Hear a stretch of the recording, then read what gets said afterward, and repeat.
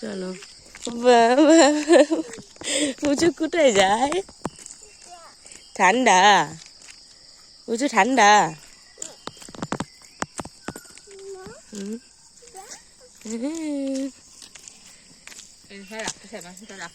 আমাদের ঘরের ভিডিওটা করে রাখি, ওটা যাই বাচ্চারা দেখাবো।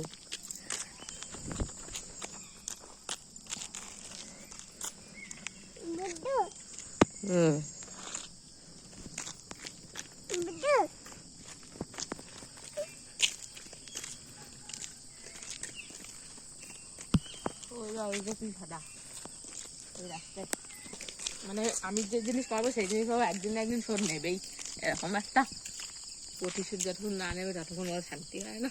বাড়ি থাকতো এখন